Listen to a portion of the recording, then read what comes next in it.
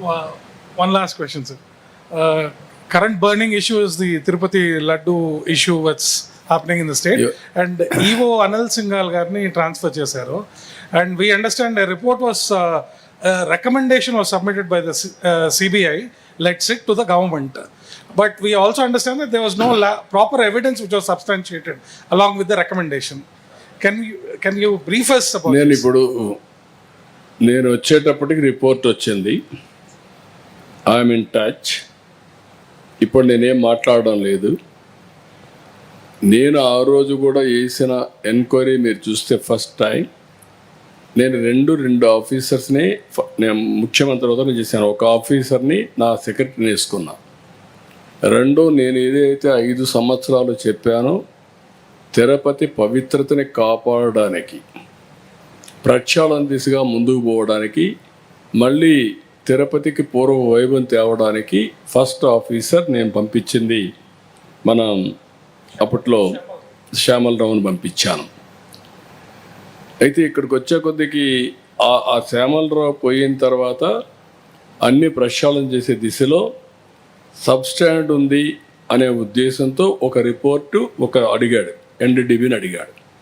NDDB report కూడా వచ్చిన తర్వాత నేను మాట్లాడాను.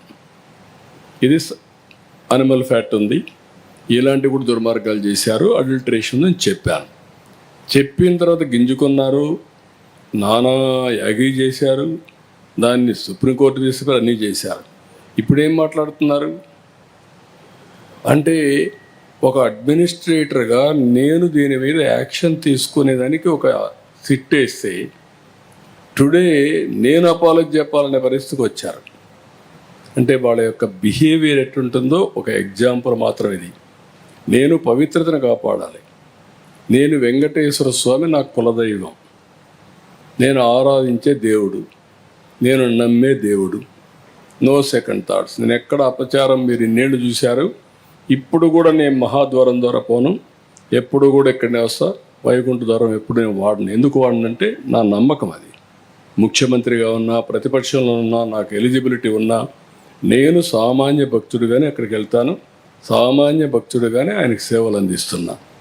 నేను అలాంటి కార్యక్రమాల్లో నేనుంటే వీళ్ళకు నమ్మకం లేకపోతే వదిలేయచ్చు.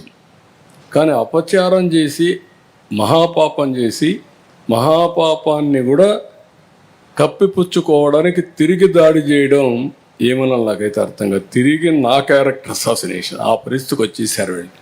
ఇది కరెక్ట్ కాదు. ఏదైనా సరే నేను ఎందుకంటే వెంకటేశ్వర స్వామిని వీళ్ళు బజార్కి ఏడవాలనుకున్నారు, నాకు ఏడవాలని లేదు. ఆయన పవిత్రత నేను నమ్మేది కలియుగ దేవుడు వెంకటేశ్వర స్వామి. వెంకటేశ్వర స్వామికి పవర్స్ ఉన్నాయి. ఆయన్ని కాపాడుకోవడమే కాకుండా మనల్ని కూడా కాపాడుతాడు.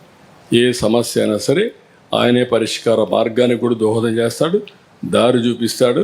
నేను ఎన్నోసార్లు చెప్పాను, వెంకటేశ్వర స్వామితో పెట్టుకున్న వాళ్ళకి ఇంకొక జన్మలో పనిష్మెంట్ కాదు, ఈ జన్మలోనే పనిష్మెంట్ ఉంటుంది. దాని నమ్మకం నేను చూసిన సంఘటనలు ఉన్నాయి. అందుకే మీకు కూడా చెప్తున్నా, ఎవరితోనా పెట్టుకోండి కానీ ఆయనతో పెట్టుకొని రాజకీయం చేయొద్దండి. సార్ సిట్ దర్యాప్తు కొనసాగుతుందా సార్? లేదు, ఇప్పుడు నేనేం మాట్లాడను, అన్ని విషయాలు మాట్లాడే చేస్తాం.